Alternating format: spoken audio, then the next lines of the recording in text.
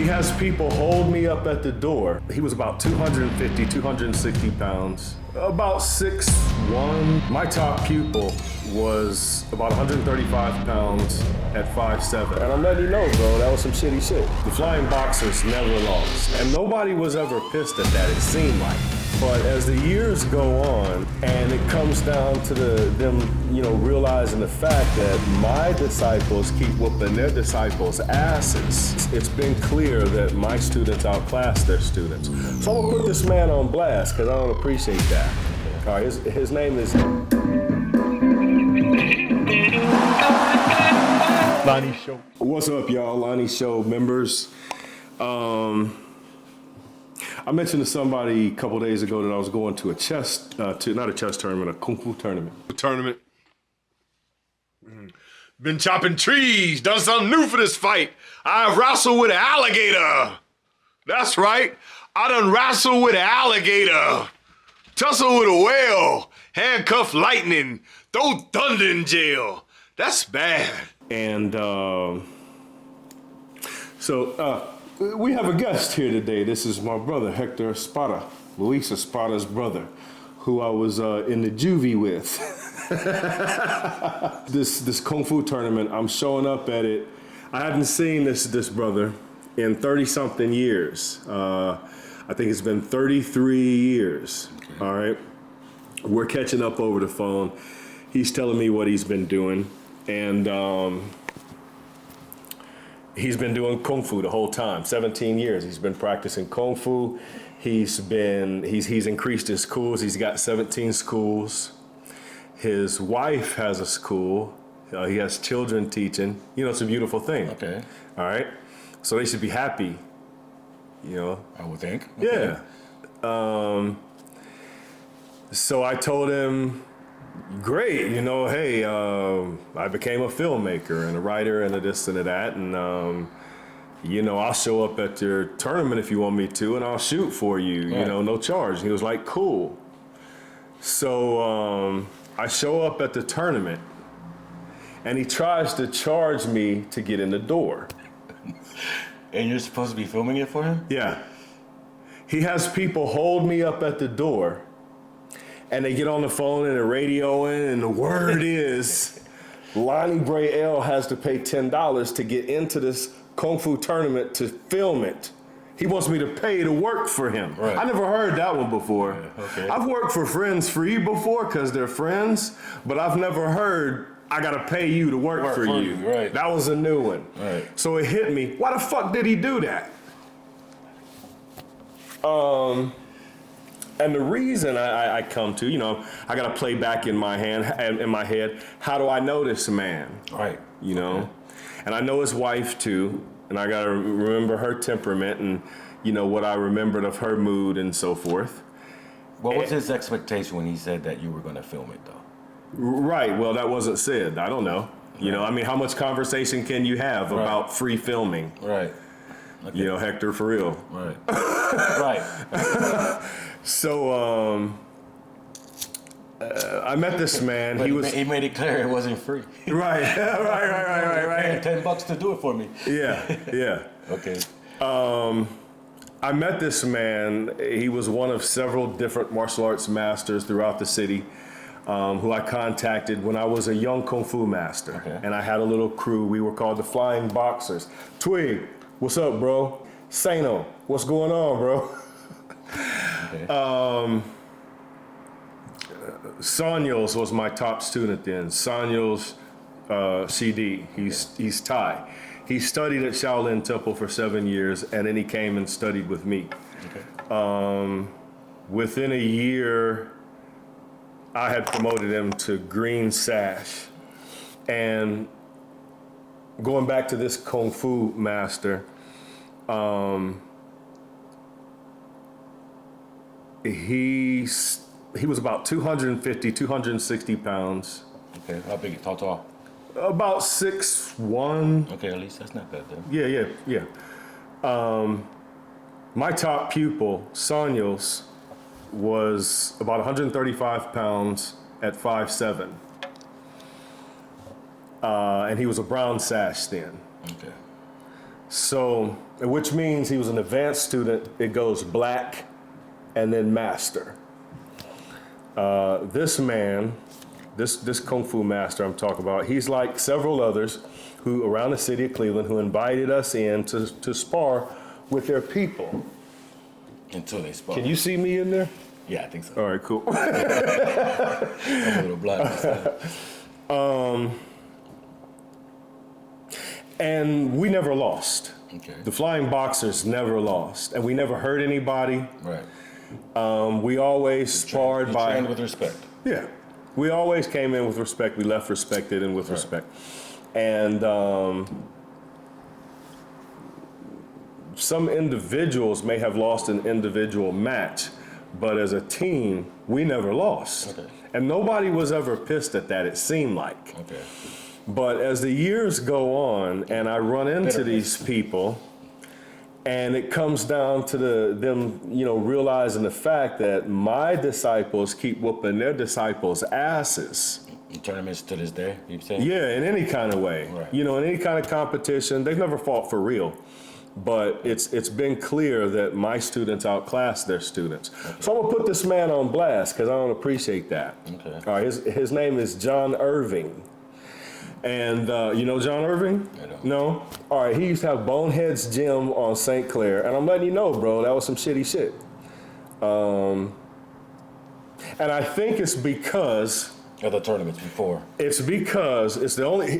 When we came to John Irving's school, it's the only school team match that I ever went to where I couldn't spar. My thumb was broke. Right. I had it, cast it up. Splint it up. My top disciple, Sanyos, took out all of his students and only lost to him 5-3. To him? Yeah. Tell me what Salute. you're talking about. Thank you. Because my student got all 3 of his points off with polish and showing the techniques of Kung Fu. Right.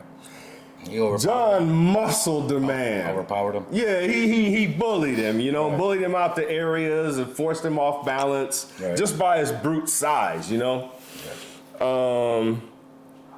So I'm not just talking all of this to say, I'm complaining. I'm talking to somebody out there who wants to learn Kung Fu. And I'm gonna tell you this, all I need is 6 months to train an assassin. If you wanna kick everybody else's ass, I'll teach you for free. This is what you're gonna do. Give yourself to me for 6 months, and I'll make you a badass. I'm tired of people being afraid of me. I'm tired of people being afraid of people I teach. We say this in the hood when I was growing up, if you're afraid, call the police. Other than that, it doesn't matter if you're the baddest ass or not. You're supposed to try to be the best that you can be and be happy with that. Don't be afraid because you think I might take your students. I don't even teach professionally. I got plenty of other things to do. I write and make movies. And I do some other things too, like counseling for those who aren't comfortable in their own skin or have problems socially, need to learn how to relate. Now I have to barrier. Did you pay the $10? Hell no. So did you go in? Hell no. So fuck the tournament. Fuck the tournament, man. That's what I'm saying. You feel me? Okay. Fuck the tournament. No, I see. Yeah. Yeah. So, right now, if you think I'm bullshitting, I got somebody right now who could whoop anybody's ass. I'll sick him on you. We do this thing as Moors called sycamore. I'll sycamore on you. Think I'm bullshitting?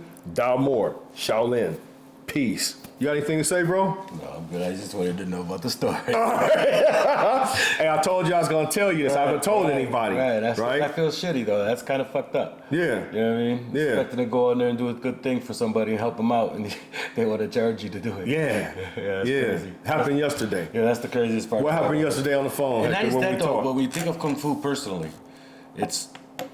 you might want to charge your patriots, because you want to make money, but the masters, you rarely ever charge a master to come, because you're getting. I was wearing my red sash. You're getting wisdom. You're getting more popularity because you're bringing yourself to the table of masters. Yeah. You don't treat another master that way. That was kind of ugly in itself. But Anyway, I know people got to do what they got to do. That's their world. You have to be who you are, because if you're a kung fu artist, that's what you're putting out. Yeah, that's the words of Master Hector Espada. I mean, that's what you're putting out. Good luck for you. If the $10 was worth that. Hey, he might have got offended, or his wife got offended because I accidentally referred to him as Master Josephus Colvin. That's not far off from John Irving. I made a mistake. I haven't seen you in 33 years. I caught the mistake. You didn't catch it, right? Okay. Right? So you got offended, you think? Maybe. Yeah. Maybe somebody got offended. But John Irving's a respectable kung fu master. Yeah, but that's my whole point. A master may get offended. Shit happens. But how you react to being offended is what makes you a master. Right. If you acted like a fool, just because your name is master doesn't make you a master. Right. Yeah, I mean, a master's job is to be tolerant and understand and find out what happened. Right. He made a mistake. I make mistakes. Yeah. You know what I mean? I agree. So, yeah, I don't know. And while I'm complaining about everything, I want to leave you on a complaining note. I want to tell you something about somebody I do have a good relationship with, other than Master Hector Espada, and that is Grandmaster Mayo, Greg Mayo of Northern Wind. He's always been inviting. He's a little bitty man. I'll ragdoll him. I never said that to him, but we never sparred or anything. I totally respect him. He totally respects me. And he's not afraid of me, and I respect that. I think most of y'all other people I've known, I mean, you've told me, right? LaVille, you told me you're afraid of me. You were afraid of me. Why? My best friend, he told me he's afraid of me. I said, why? He said, you carried all them nunchucks and shurikens and stars and throwing knives on your legs. I'm like, but I'm your friend. Yeah, but you have to humble yourself to spar. It doesn't matter what I can do to you. It's what I would do. And I also turn the tables, look at it from my eyes. Why do I have all these weapons? Because I'm afraid. What happened after I learned Kung Fu real good? Well, first I broke it down to I just have one weapon now. All right. Now I don't have any weapons. Right. I'm the weapon. Right. But as a child, as a 14-year-old boy, you know, I got side knives at my back. I got nunchucks here, nunchucks here. Right, I got throwing knives at my ankles and 2 packs of shurikens on my sides, you know, because I was afraid. But yeah, I'm not afraid anymore. So again, if you're afraid, call the police. And other than that, be a man, because ain't nobody going to whoop your little punk ass around here just to be whooping your little punk ass. Damn, that's kind of fucked up. $10, man. All right, so I trained Kevin Hart, not the Kevin Hart, but his name's Kevin Hart. He's a karate expert who was trained by Ken Ferguson, Master Ken Ferguson, who had a school up on Lee Road here in Cleveland. Kevin was getting ragdolled by one of my students named Anthony Rucker. They call him Boogie as a poet. Boogie won 4 weeks straight on Showtime at the Apollo as a poet. It's my homie here from Cleveland, Ohio. How you feel, man? Pretty good, pretty good.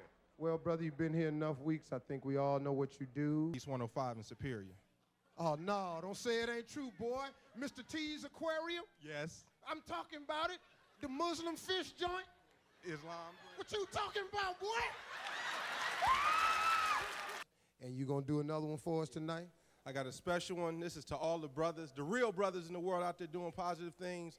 I am the chosen one, child of earth, spirit, and sun, a sorcerer of similes, a metaphor conveyor, homo sapien africanus, plus a dope rhyme sayer. I talk in jazz, I walk in rhythm. You consider me great because the content of my character is subliminal hypnotism. The only powers my enemies have is that which I give them, and their desire to be me is revealed in the intensity of their criticism. You see, my thoughts are as deep as oceans. My state of being is darker than your blackest coffee. You imitate me, then degrade me, then try to convince me to hate me. But I've grown tired of you lately, so it's time that you get off me. If you think you can ride me until you break me, you're wrong. My back don't bend and my mental is much too strong. I don't cry no defeated tears and I don't sing no sad songs. I'm the seed of the mightiest of the mighty, and I'll be here when the rest of you are gone. That's where your world shakes even when I speak softly. There's not a mountain that could refuse to move when I whisper the words, get off me.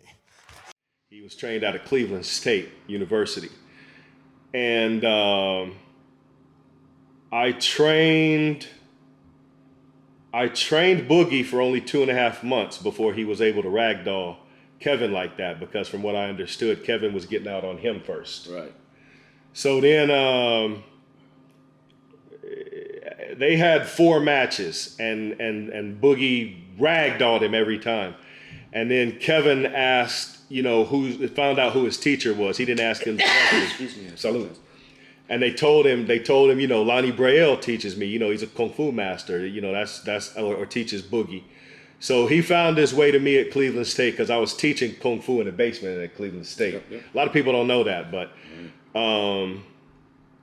in the wrestling room and in the weight room and the taekwondo, where the taekwondo people practice, that was sometimes mine. And I started training Kevin. I trained Kevin for 4 months. In those 4 months, I taught him everything that I taught Boogie, right. And I taught him some things Boogie didn't know. Of course. When they got back together, Kevin ragdolled Boogie. Boogie could never get out on him again. Okay. All right, so that's what I can do as a teacher. Boogie is a master in his own right. He was trained by some special forces people. He learned a bunch of shit, including from me. So he's a formidable martial artist. Plus he's big. He's a lot bigger than Kevin, heavier, stronger. But when you know what to do with somebody and what I'll show you, that shit's not gonna matter. So listen up. If you want to learn real kung fu, and this man here can help you too. This is a formidable master. Thank you. Yeah. So don't think just because we're bald-headed, we put our heads together, we make an ass of ourselves. We'll kick your ass. All right, peace.